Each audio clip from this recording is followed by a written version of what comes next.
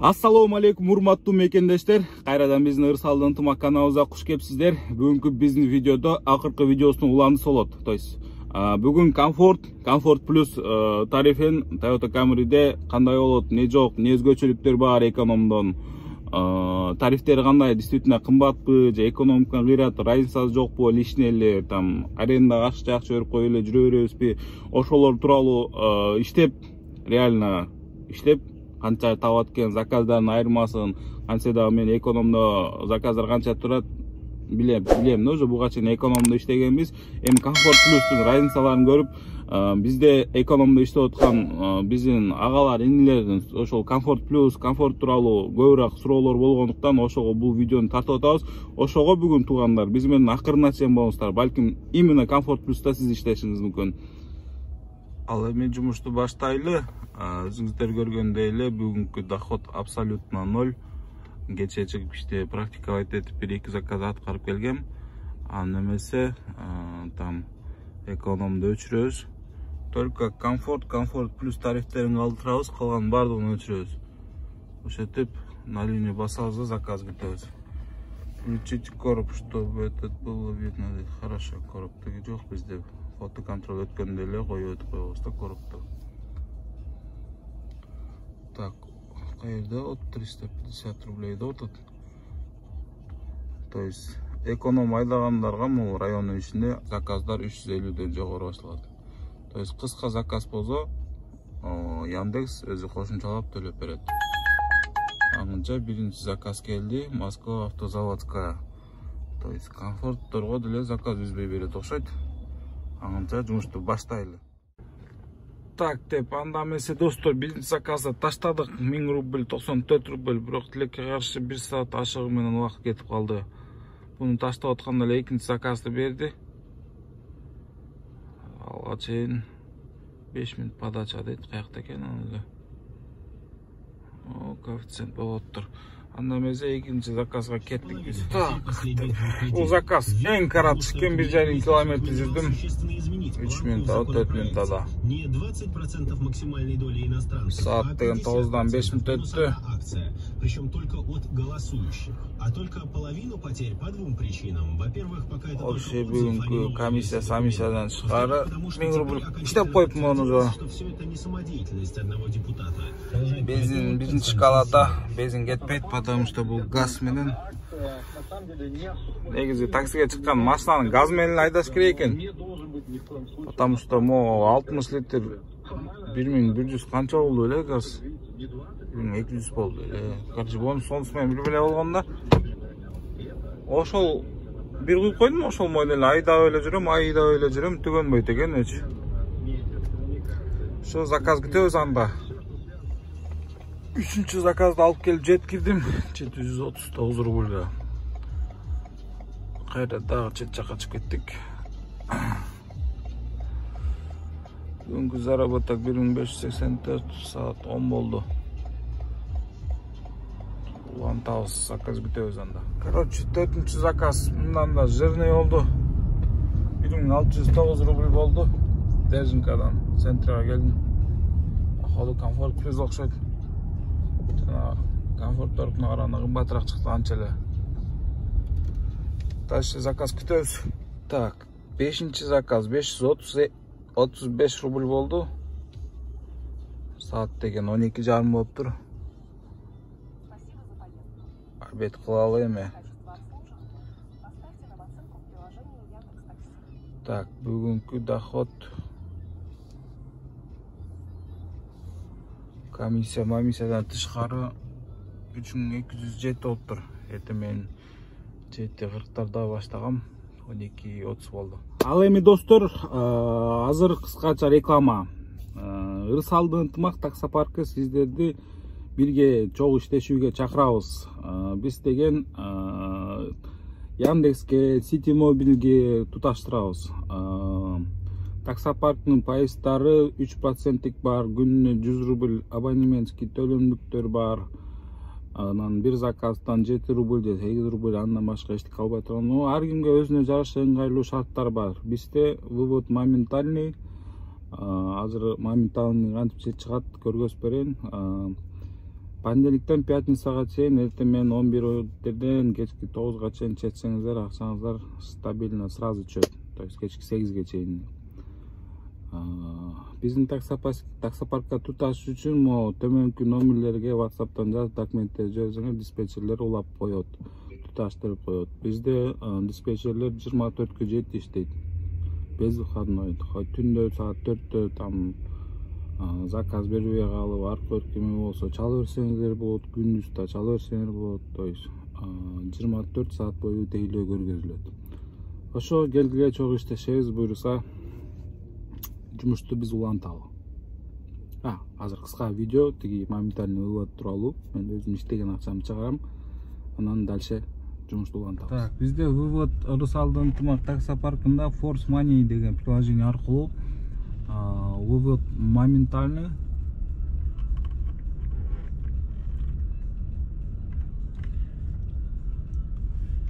Анакей, менде балансымда 4700 бар экен. Картаны жасасыңар, бул жерде добавить карту деген болот. Анан кийин вывести на картуну басып туруп эле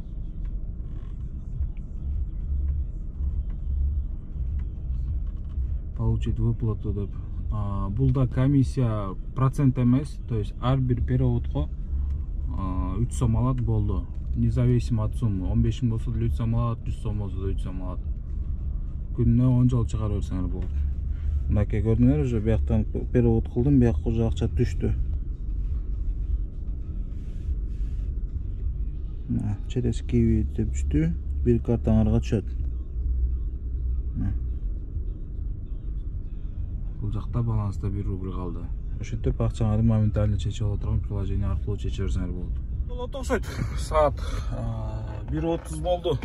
12:30 обедке чыккам. Обед кылып бүтүп отурсам, заказ түштү. Аэропорт Домодедово. Заказга баратам азыр. Комфорт болду экен, комфорт плюс болду экен. Комфорт плюс болсо 1,5 миң болсо керек. Комфорт болсо 1000 сом тегерек болот да. Койдум, баасы 932 рубль. Саштып саланчы өзгөрүп кетчүрбөсүн. 932 рубль. Аэропортто очередте туралым.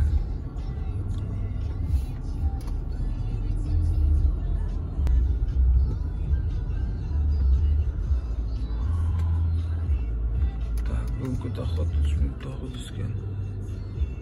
Аэропортко кантип очередке койчу эле.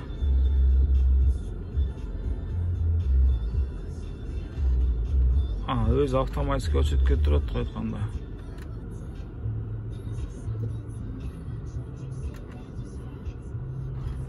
Более 5 часов дейт го.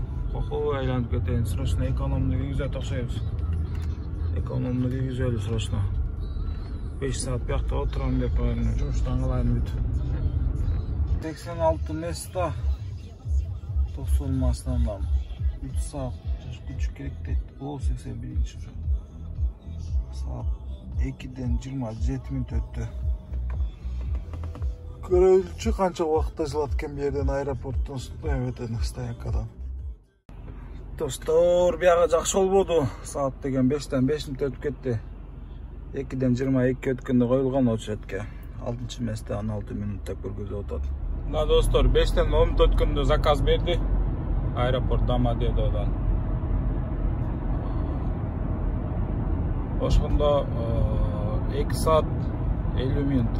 2 саат 47 мүнөт аэропортто жоготтум да. Сол келгенде эле кетип калсам да, уну Москванын ичине нормально иштеп коймок эле. Ошого аэропортко кызыккандар өтө эле кызыга бербегиле. Кыйрат эле жартпайт аэропорт. Саат 6-дан 19 мүнөт өттү. 1178ге алып келдим эконом менен. Короче, Домодедодон баштап Сонсого жака чейин почти 50 километр болуп кетти.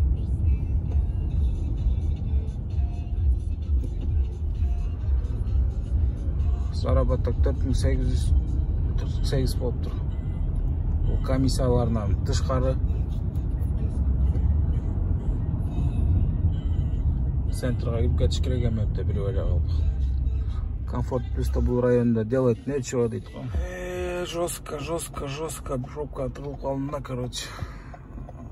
1 саат деген жеке 1 саат 30 минутада аранып келдим, оны кетип аткан баланы. Акчасы 929 рубль. Жана Сонсоодон мени экономду күйгүзүп туруп, по делам центрге коюп басып коймочумун. Өлдү.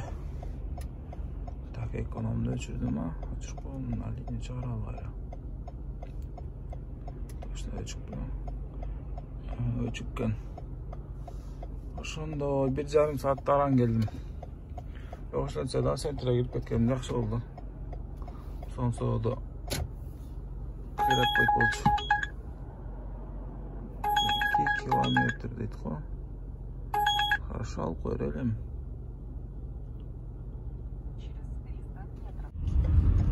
Ошентип достор, саат 8:31 болуп калды. Эртең мен 7:40 8:те чыккам да.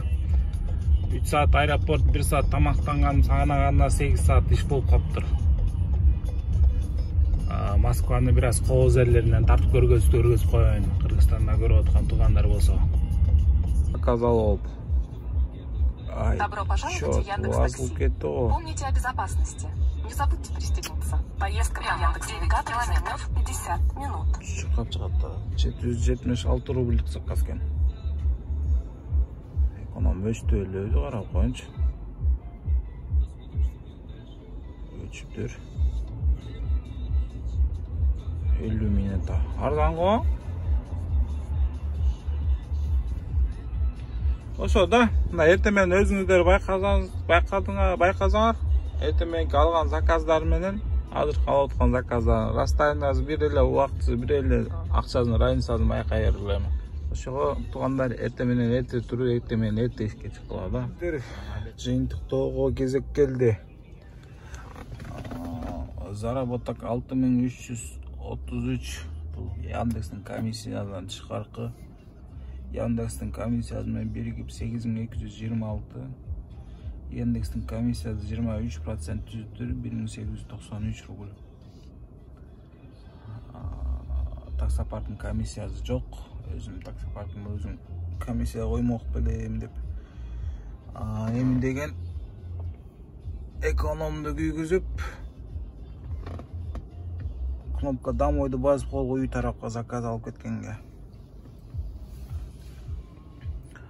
Өзүңүздөр көрдүңөр, өтө кыйратып кеткен, разницасы деле жок экен, экономдон деле. Бул эми вторник күнгө нормально да. А так экономдон деле ушул акчаны чыгара салып 6000.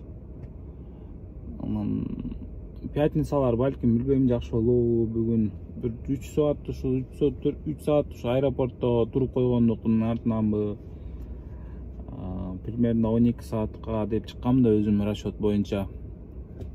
12 саат стабильно деп, 12 сааттан бир аз өттү. Бирок мен 3 саат аэропортто отурдум, уктадым. 1 саат, 1,5 сааттай, 1,5 саат телефон чукладым. Андан биякта обед кылгандан кийин берди. Ошо обедке чейин бергенде аэропортко барып, ошол жактан кыргыз байкелердин тамактанын жеп, ошол жакта сааттан мен тамак кылгандардан сразу заодно обедти ошонун ичине киргизип салмак экен. К сожалению, анда болбой калды. Не дейбиз? Расход бул машиналыкка газда, то есть газы 20 литр, 20 сом экен литр, 21 канча. Короче, газдын бак 60 литр батат экен, 60 литр коюлду окшойт, 60 литр.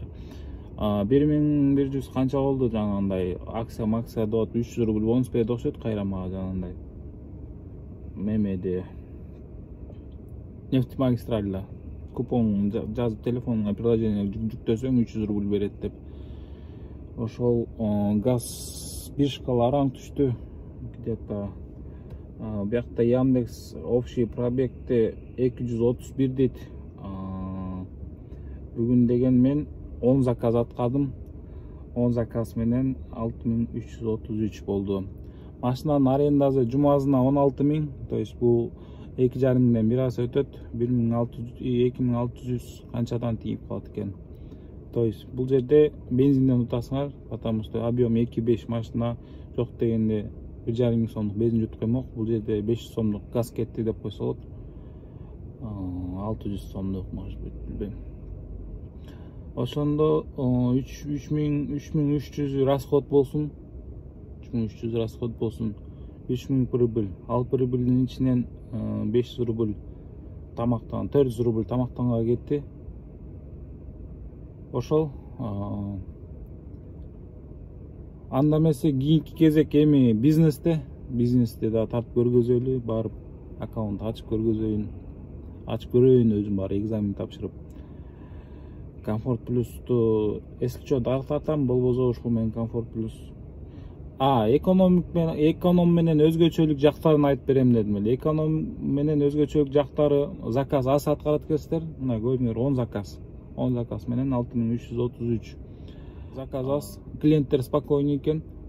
Клиенттер спокойный, мындай вообще бир да жолу жана шушенч дегенде да чыккан жок. Мындай лишний разговор болгон жок, мындай нерв болбой иштедим да, спокойный. Анан соляристтерде, риолордо чачанып каласың, оорупчу, белдер ооруп калат. Бул баягы комфорттуң өзүңө да комфорт плюс болот экен да, бул жагы чындай. Camry эми солярис менен Рио караганда анча эле мягкий машина экен. Да, эмнесин айтып өтүп кетелик. Минус жагы арендасы. Экономдо эми 1,5 миң сом аренда болот. Анан кес-кесте ишке чыкпай койсоң деле 1,5 миң сом анча көзгө көрүнбөйт да. Бул бир күн ишке чыгып койсоң, берки күн менен кошулуп 5 миң болуп кетет. 2,5 миңден. Бул деген анча-мынча аренда действительно комфорт плюстуку күчтүүрөөк экен да. Буга ишке чыккандан уже соответственно жоопкерчилик менен ишти таштап койбой, вовремя чыкса, иштесе болот экен, жакшы экен. Ошо жыйынтык менен урматтуу туугандар, биздин приложение почти даяр болду. Биз кече демо версиясын колдонуп көрдүк. Менде Бишкекте көрүп аткан көрөрмандар болсо, Бишкекте таксисттерден бизди көрүп аткан болсо, биз Бишкекте команда топтоп атабыз Мурас проектке. Азыр бул жеке төмөнкү номерлерге кайрылып, мага WhatsApp группага кошулсаңыздар болот. Пока азырынча биздин ал жакта балдар Яндекске туташтырып атат. Яндекске туташтырып, ал жакта Бишкекте дагы. Плюс WhatsApp группаларга кошулуп, мындай коомчулукту түзүп атабыз акырындыктан. Каалоочулар болсо келиңиздер. Обязательно башынан баштап анча-мынча берилген тапшырманы жакшы аткарып, результат көрсөткөн жакшы жигиттер менен таанышсак, жакшы инилер менен, агалар менен таанышсак, соответственно барып Мураста агрегатор болгондо биз Бишкектен көп турбайбыз. Ал жерде программаны иштетип жайгаштырып коюп, кайра Москвага алып келебиз, башка жака алып барабыз. Жакшы жумуш месталар пайда болот сиздерге. Ошо дагы айтылып кетчү сөздөр, унутулуп калган нерселер болсо кечирим сурайм. Ошо эмне дейбиз? Ийгилик, рахмат. Рахмат бизди колдоп коштогонуңуздарга. Болсо бизнестен көрүшөбүз же Комфорт плюстан дагы бир видеодон көрүшөбүз. Рахмат.